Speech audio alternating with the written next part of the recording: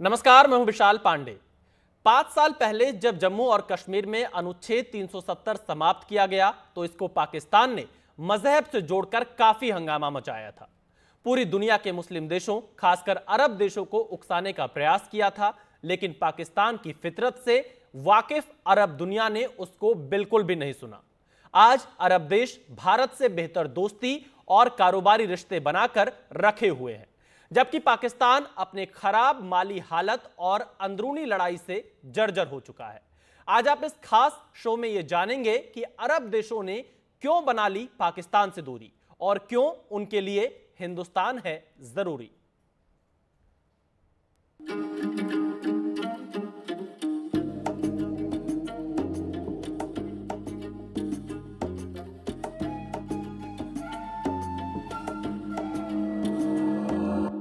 जिस वक्त भारत इस धरती की जन्नत कहे जाने वाले कश्मीर में लोकतंत्र के नए त्योहार की तैयारी कर रहा है, उस वक्त पाकिस्तान अपने गृह युद्ध में फंसा हुआ दिख रहा है।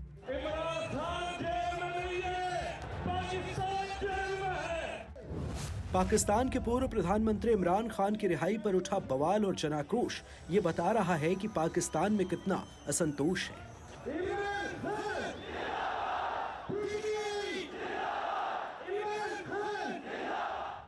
जिस वक्त पाकिस्तान के हुक्मरानों के पेशानी पर इस चिंता में पसीना आ रहा है कि कहीं पाकिस्तान में भी बांग्लादेश जैसा ही तख्ता पलट न हो जाए, वही भारत खाड़ी देशों के साथ एक नए युग का सूत्रपात कर रहा है। अबू धाबी के शहजादे भारत के दौरे पर हैं। कैसे अरब और मुस्लिम देशों से भारत के रिश्ते लगातार मजबूत होते जा रहे हैं और कैसे पाकिस्तान में नाम मात्र का लोकतंत्र भी लगातार मजबूर होता जा रहा है।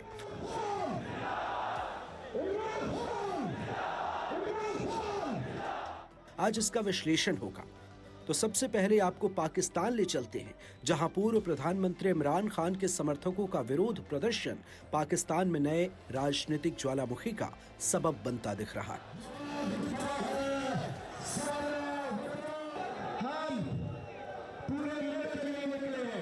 जमहूरियत के लिए, इस महंगाई के खिलाफ, तलाक़-ओ-नीयत के खिलाफ, हम इस जुल्म के खिलाफ निकले, ये जुल्म के अंधेरे के खिलाफ हम निकले।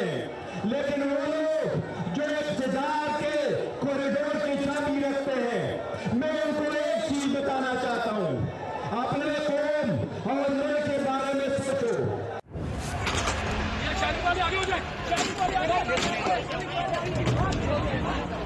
रविवार की रात इस्लामाबाद के मवेशी मैदान में इमरान खान के समर्थक रैली के लिए जा रहे थे,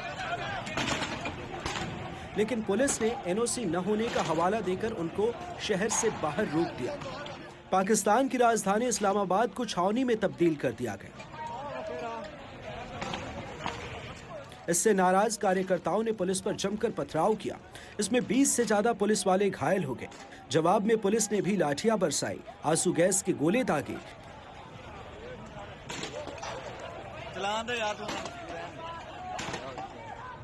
इमरान खान के समर्थकों ने कई जगहों पर बैरिकेडिंग उखाड़ दी। प्रशासन ने बाद में रैली की इजाजत तो दे दी, लेकिन इससे हालात सुधरने के नाम नहीं ले रहे हैं।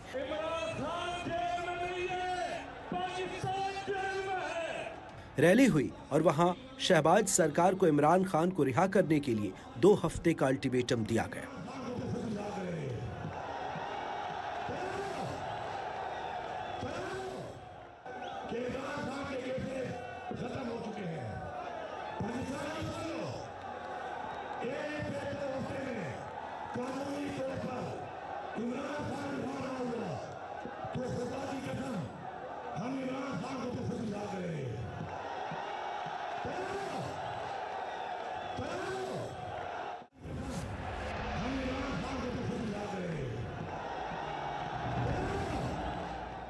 क्या ये 2 दिनों का अल्टीमेटम पाकिस्तान के लिए बहुत बड़े खतरे की घंटी बजा रहा है?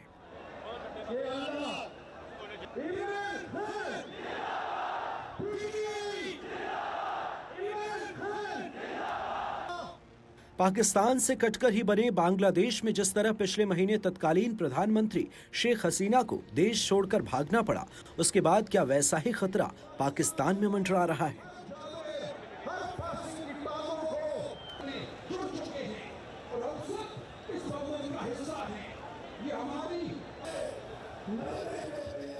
बांग्लादेश और पाकिस्तान की स्थिति में फर्क है। वहां पर जो है आर्मी बहुत ज्यादा स्ट्रांग है पूरी तरह से, और आर्मी हमेशा से पाकिस्तान की जो गवर्नमेंट है उसमें पूरा कंट्रोल है उसका। तो इसलिए वहां पर जो भी कुछ होगा वो आर्मी की कनाइवेंस के साथ या सपोर्ट के साथ ही होगा। और चूंकि अभी जो गवर्नमेंट आई है वो पाकिस्तानी आर्मी के सपोर्ट से आई है, डीप स्टेट के सपोर्ट से आई है, तो इसलिए ये प्रोटेस्ट चलते रहेंगे, लेकिन मुझे नहीं लगता है कि उसका बहुत बड़ा चेंज होगा।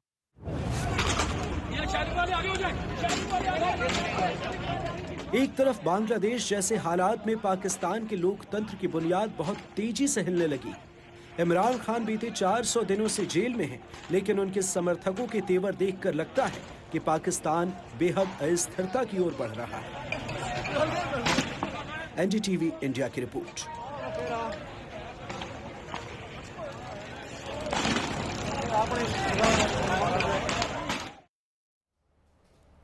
आज पाकिस्तान की माली हालत इतनी खराब है कि उसके ज्यादातर नागरिकों को 2 जून की रोटी के लाले पड़े हुए हैं। उसके कम से कम 4 ऐसे राज्य हैं जहां विद्रोह बंटवारे की सीमा रेखा पर खड़ा है। पाकिस्तान को सूझ नहीं रहा है कि वो करे तो क्या करे। दूसरी तरफ 25 साल पहले धोखे से करगिल में घुसकर युद्ध करने वाला पाकिस्तान अब तक इससे इनकार करता रहा था, लेकिन अब उसके सेना प्रमुख ने ही सच कबूल कर लिया है।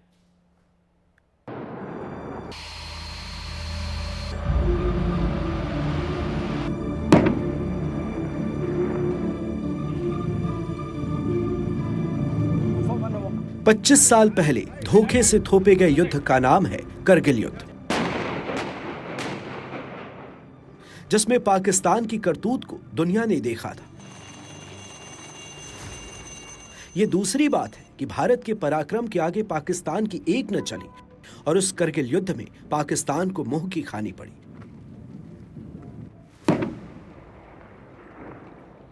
अब पाकिस्तान की सेना ने कबूल कर लिया है कि उसकी करगिल युद्ध में प्रत्यक्ष भूमिका थी। पाकिस्तानी सेना प्रमुख जनरल असीम मुनीर ने कहा है, निश्चित रूप से पाकिस्तानी राष्ट्र एक शक्तिशाली और बहादुर राष्ट्र है जो स्वतंत्रता के मूल्य को समझता है और जानता है कि इसे कैसे बनाए रखना है। 1948, 1965, 1971 पाकिस्तान और भारत के बीच करगिल युद्ध या सियाचिन में युद्ध, हजारों लोगों ने अपने जीवन का सर्वोच्च बलिदान दिया और देश की सुरक्षा के लिए शहीद हो गए। मुनीर के बयान को करगिल युद्ध में देश की सेना की प्रत्यक्ष भूमिका पर किसी वर्तमान सेना प्रमुख द्वारा अपनी तरह का पहला कबूलनामा माना जा रहा है। ये एक ऐसा रुख है जिसे पाकिस्तान पिछले 25 वर्षों से अपनाने से बचता रहा है और इसकी कीमत चुकाना एहसन तरीके से जानती। हमारी जो नेबरहुड फर्स्ट पॉलिसी है वो पूरी तरह से सबकी मदद करने के लिए है। नॉन रेसिप्रोकल फॉरेन पॉलिसी है हर एक देश के साथ। हम पाकिस्तान के लिए भी अच्छा चाहते हैं कि पाकिस्तान भी एक स्ट्रांग हो। हम ये चाहते हैं, हम इंडिया में हमेशा से ये पॉलिसी रही है कि हमारा जो नेबरहुड अगर स्ट्रांग होगा तो भारत स्ट्रांग होगा। लेकिन पाकिस्तान ने जिस तरह से भारत के खिलाफ क्रॉस बॉर्डर टेररिज्म की एक फॉरेन पॉलिसी को अपनाया, 40 साल से यही सब चलता आ रहा है, तो नेचुरली है कि वो हमारा उनके साथ में तालमेल नहीं बन सकता है। Terror and talks can not continue. जबकि भारत भी चाहता है कि अच्छे रिश्ते बने, लेकिन अच्छे रिश्ते बनने के लिए आप पीछे से तलवार लेकर के तो नहीं बैठ सकते हैं या चुरा लेकर के भोगने के लिए और उसको आप अलाउ कर दें। तो भारत की पॉलिसी में कोई अंतर नहीं आया है। युद्ध पर शेखी पाकिस्तान उस वक्त बघार रहा है जब उसकी माली हालत बेहद खराब है। पाकिस्तान में 2022 की बाढ़ ने सब कुछ बर्बाद कर दिया, जिसके कारण उसका विकास दर 1.7% पर पहुंच गया। उस पर से बढ़ती आबादी ने पाकिस्तान का बेड़ा गर्क कर रखा है। संयुक्त राष्ट्र के पूर्वानुमान के मुताबिक अगर पाकिस्तान की आबादी यूं ही बढ़ती रही तो जल्द ही अमेरिका और इंडोनेशिया को पीछे छोड़कर दुनिया में तीसरी सबसे बड़ी आबादी वाला देश बन जाएगा। आज पाकिस्तान पर विदेशी कर्ज $126 बिलियन से अधिक हो गया है। वहीं तेजी से बढ़ती महंगाई, घटते विदेशी भंडार और बढ़ते वित्तीय दबाव ने अर्थव्यवस्था को जर्जर कर दिया है। सबसे बड़ा कारण आर्थिक स्थिति बिगड़ती हुई आर्थिक स्थिति तो है ही, फिर उसके अलावा ये भी है कि वहां के ऊपर आतंकवाद एक बड़ी समस्या बन गया। पाकिस्तान ने जिन आतंकवादी संगठनों को समर्थन किया, बनाया, बढ़ाया, अब उसमें से कुछ संगठन ऐसे हैं जो पाकिस्तान के खिलाफ हो गए हैं। वो कहते हैं कि ये प्योर इस्लामिक स्टेट नहीं है। हम अब इकोनॉमिक स्थिति खराब है। जो सबसे पॉपुलर लीडर है वो जेल में है, इमरान खान। तो सिचुएशन जो है वो वहाँ की जो समय सरकार है उसके कंट्रोल से बाहर होती जा रही है। हालात लगातार बिगड़ते जा रहे हैं और कोई बड़ा लीडर, करिस्मेटिक लीडर मुल्क के अंदर है नहीं, जो है वो जेल में है।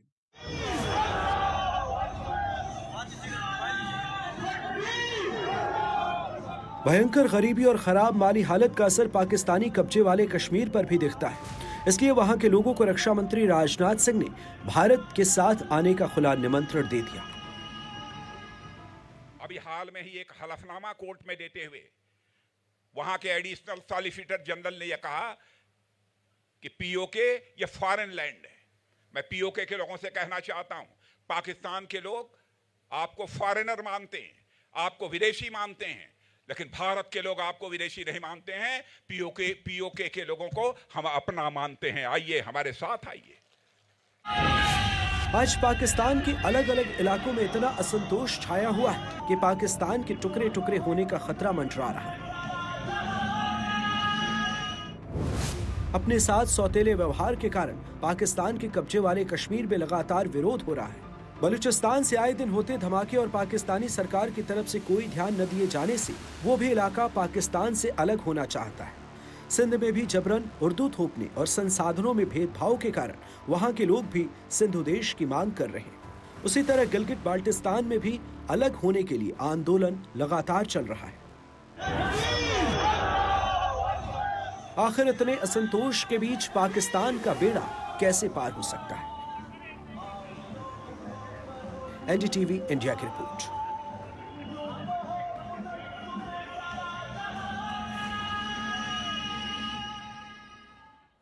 तो आपने देखा कि पाकिस्तान में कैसे बगावत दिखने लगी है, और अब एक छोटे से ब्रेक के बाद हम आपको दिखाएंगे कि भारत आए अबू धाबी के क्राउन प्रिंस से पीएम मोदी की मुलाकात में क्या रहा खास।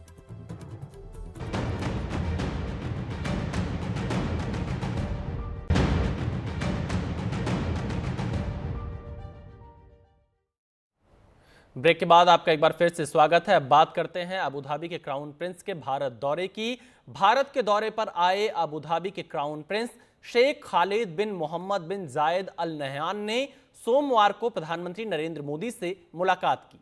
इस मुलाकात के साथ दोनों नेताओं ने परमाणु ऊर्जा, तेल और फूड पार्क को लेकर समझौतों पर दस्तखत किए। मंगलवार को क्राउन प्रिंस मुंबई में दोनों देशों के बिजनेस लीडर्स की मुलाकात समारोह में शामिल होंगे।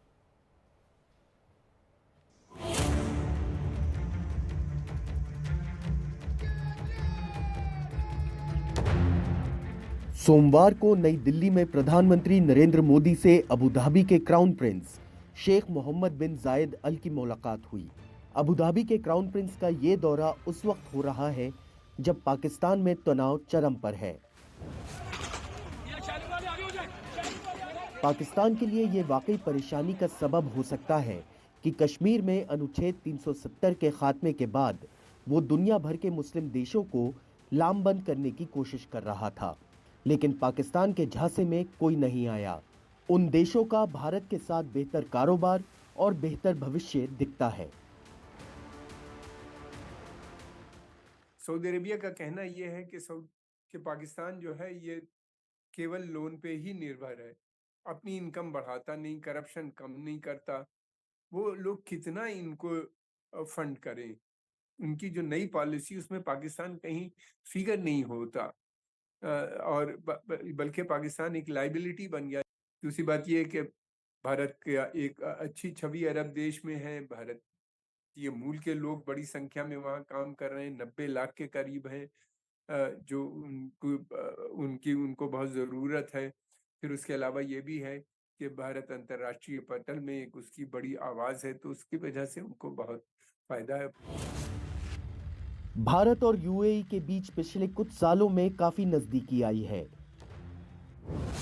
इसी साल फरवरी में प्रधानमंत्री मोदी ने यूएई का दौरा किया था।